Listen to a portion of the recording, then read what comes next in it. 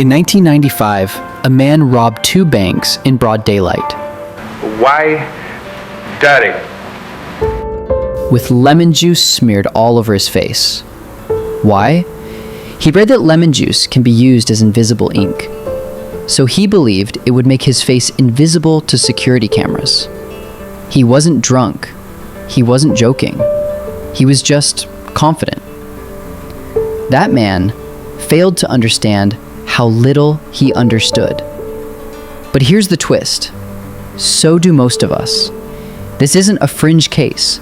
It's a cognitive epidemic. Psychologists Dunning-Kruger discovered that the people who perform the worst in grammar, logic, and reasoning are also the most confident in their abilities. In other words, the stupidest people often feel the smartest. The smarter you are, the more aware you become of your limitations. But the less you know, the more you believe you've mastered it all. And in today's world, that delusion spreads fast. Scroll through any comment section. You'll find people who couldn't pass a 6th grade science test giving medical advice. People who've read half a tweet arguing geopolitics with PhDs. It's not just ignorance, it's confident stupidity. And stupidity, when self-assured, becomes contagious. Because doubt is uncomfortable, certainty feels like strength. But here's the danger. If you think you're wise, you stop learning. If you feel right, you stop listening. And when enough people stop listening, entire civilizations start getting things catastrophically wrong. The lemon juice bandit was just the symptom. The disease, a society that rewards stupidity as long as it's loud enough. There's a strange rule in psychology. The smarter you get, the dumber you feel. And the dumber you are, the more you think you're a genius. It's not a paradox, it's a pattern. It's called metaignorance. Not just being wrong, but not even knowing what you don't know. Ask an actual astrophysicist how the universe began, and they'll say, we're still learning. Ask your uncle who watches conspiracy videos on Facebook, it's obviously the lizard elite. One is wrestling with complexity. The other is wrestling with a YouTube comment. And this is what Dunning-Kruger found in study after study. The people who scored in the bottom percentile consistently overestimated themselves. They weren't lying. They genuinely believed they crushed it. Why? Because stupidity comes with a bonus feature. False confidence. Like a guy in karaoke night belting out Bohemian Rhapsody completely off-key and thinking he nailed it. But here's the terrifying twist.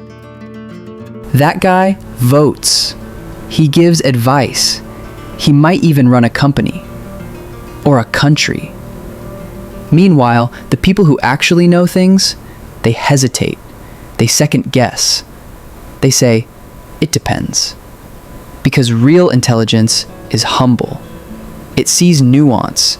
It knows that knowledge isn't a badge. It's a responsibility. So why does stupidity feel so good?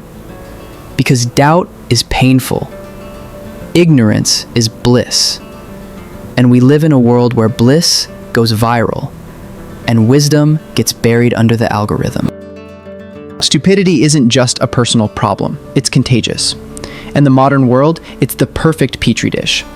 The Dunning-Kruger Effect used to live in barbershops and dinner parties. Now it's got a megaphone. It's called the internet. Today, anyone can broadcast their half-baked hot take to millions. And the algorithm, it doesn't ask if you're right, it asks if you're confident. Loud, wrong, and certain goes viral. Quiet, right, and thoughtful gets 5 likes and a sad emoji. It's not just annoying, it's dangerous. Because once stupidity gains momentum, it becomes self-reinforcing. You see it in every online argument. One guy with zero background in economics suddenly thinks he can out-debate Nobel laureates because he watched a video. And when he gets challenged, he doubles down. That's what they want you to think. At a certain point, stupidity stops being an individual flaw and becomes a collective delusion. We stop fact-checking. We stop asking questions. We just trust the confident voice, no matter how wrong it is.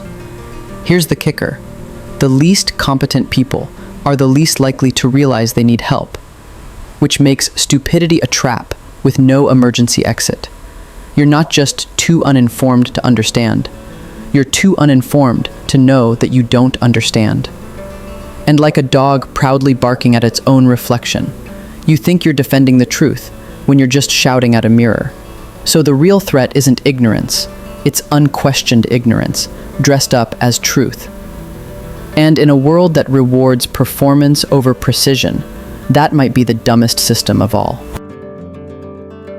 There's something worse than one stupid person with confidence.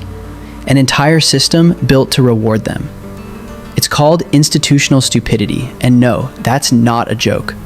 Sociologists actually have a term for it: functional stupidity.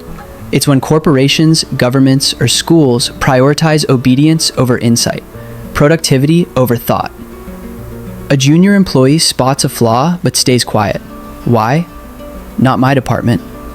A scientist is told to tweak results. It's just a report. An official follows orders they know are wrong. Just doing my job. And just like that, smart people start playing dumb, because the system punishes thinking. The result? Boards filled with yes men. Meetings where no one asks the hard questions. Entire departments pretending they understand the new strategy because everyone else is pretending too. It's a stupid feedback loop. No one wants to be the only one saying, wait, does this even make sense? And the irony, the people rising fastest in these systems often aren't the smartest. They're the most confident. The ones who speak first, speak loudest, and never ever say, I don't know. The Dunning-Kruger Effect doesn't just survive here, it thrives.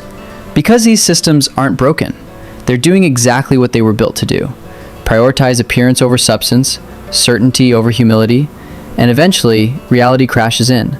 A project fails, a company collapses, a civilization declines, not because people didn't know better, but because the only ones left speaking were the ones too stupid to shut up. Here's the part no one likes to hear. You're not immune to this. Neither am I. The Dunning-Kruger Effect isn't just other people. It's a mirror, one most of us would rather avoid. Think about it. Have you ever confidently explained something you barely understood? Argued like an expert after skimming one blog post? Felt smarter than a professional after watching a YouTube video? Yes, same here. That's the trap. Stupidity doesn't feel like stupidity. It feels like certainty. And that's what makes it dangerous. The real antidote isn't more facts. It's something rarer, quieter, harder. Humility. The willingness to say, I don't know, to change your mind, to admit when you were wrong without a PowerPoint and a nervous breakdown. Because the smartest people aren't the ones who know everything, they're the ones who know what they don't know and stay curious anyway.